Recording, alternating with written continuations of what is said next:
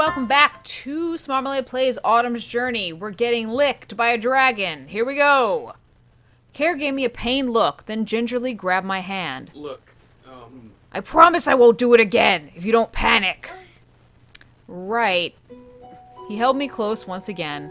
This time I remained quiet, although my heart still fluttered wildly from our proximity. I heard a deep chuckle in his throat. For someone who can remain composed in battle, you sure act irrationally when it comes to affection. I'm sorry, it's not something I'm used to. Neither am I. Seriously, that took all my courage just to... Hesitantly, he lowered his head, pausing a moment before delicately nuzzling my neck with his nose like a puppy. He stopped and rested his chin on my shoulder. Heavenkind have such short necks. Pardon me for not being born a dragon. Bestiality. He pulled away, gazing into my eyes with a pained expression. Why weren't you? Huh? If you were an earth dragon, I would have asked you to be my... He trailed off and gave a defeated smile, resting his forehead against mine. I wish I didn't feel this strongly for you. It's gonna make saying goodbye that much harder. How would a heavenkind express this feeling? Could feel my cheeks burn on my ass as I thought of an answer. Pushing aside the butterflies in my stomach, I closed my eyes and tilted my head. Like this!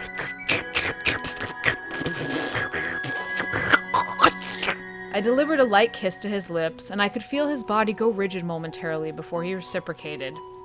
I threw my arms around his neck, and he simply cradled me close. I was not sure how long I remained in his embrace, but I knew I couldn't stay there forever. I carefully pulled away and stood up. Night, Care. See you in the morning. Take care of that blue ball situation. You're not staying? Despite his yearning plead, I remained firm with my decision. I've said this before, heavenkind don't nestle together. I trailed off when I realized the situation might be different between two people in love, and my heart beat frantically. Good night, Care. I hastily retreated to my bedroom, trying to quell these flustered emotions. Nothing would have happened anyway, would it? Even so, I wasn't prepared to spend the night with one person. 86 people! That's another story. Everything I read about the Night Code of Conducts never covered this, and my mom's advice with men could only help me so far. I had no idea how to react in this situation, and I didn't want Care to see me so anxious. I felt guilty for immediately retreating, but I needed time, in my pants. Crawling into bed, I propped my scabbard next to the frame so it was always within reach, and curled up under the blanket. That makes it sound like the naked scabbard is just sitting there and she's like sleeping with the sword in bed. As my feelings eventually settled down, I was able to fall into a dreamless sleep. Although I was slowly waking up, my body felt heavy, and I wasn't looking forward to the day ahead. I would have to say goodbye to both Care and Elmari. I exhaled loudly, but then chided myself for feeling down already. Terrible. At least see them off with a smile. I wonder how Care... As I removed the blanket, it was pinned under something. I looked back curiously. Care was kneeling beside the bed, his upper body resting on the mattress and fabric with his head in his folded arms. His closed eyes were partially obscured by his brown hair. Were you touching me in the night? Keep your hands to yourself, motherfucker. What? Instinctively, I reached for my scabbard, but my hand only met air. I ended up toppling off the bed in my rush, hitting the floor with a thud. The noise caused Care to stir. I didn't see my sword anywhere during my frantic search. Care opened his eyes and sat up, while I stared at him in bewilderment. What are you doing here?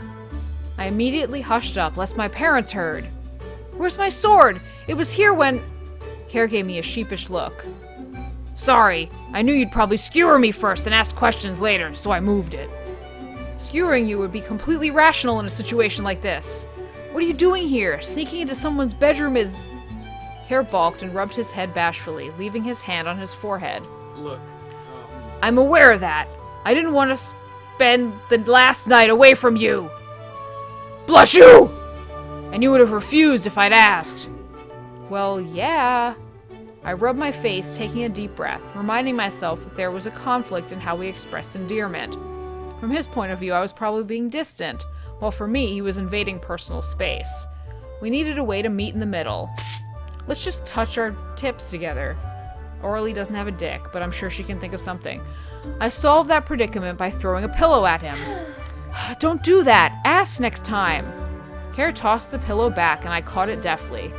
It might be a while before I even get the chance to ask you again. Good, I might be mentally prepared to say yes then. And to think it used to be you that hated being touched. Because dragonkind bond through touch. You wouldn't get your grubby hands off me at the beginning. I reflected back to the situation, realization hit. Sorry about that. Ah, now that I think about it, sorry, I didn't know. Didn't mean to make it awkward for you. I still have a lot to learn about dragonkind. Boners! Kara's fingers grazed one of his ears pensively. Do the differences bother you? You're a fucking dragon. Yes. The differences should bother the both of you. Alright. I chuckled and casually tossed my pillow back on the bed. Of course not. Despite some blunders, we'd always strive to understand each other. Even if dragonkind and heavenkind express their infection in different ways. Did I just say infection? I'm gonna leave that. Express their infection. He approached me and comfortingly placed his hands on my arms. He leaned in, his face inching closer to my neck before he paused, gauging my reaction. I shyly turned to the side, feeling my cheeks go warm. Instead of a nudge like I was expecting, it was a gentle kiss, and he pulled away. His tender expression melted into a wry smile. Thanks for not panicking this time. I like hickeys better than lips. Thanks for actually giving me a moment to get my bearings. I'll try not to be so nervous next time. We'll definitely be able to see each other again soon, right? Leave it to me. Promise! Even though you can't promise that, because you're in trouble. We fell silent, simply enjoying each other's company until one question had pestered me for long enough. I tilted my face so it was closer to his ear. Care? Where did you put my sword? He chuckled nervously, and I saw his face turning toward the window. You did not. If I kept it in your room, you would have... I gave him a gentle shove and scurried off the bed. Go fetch Omari. I'll meet up with you in a few minutes. He mustered a tender smile. Sure.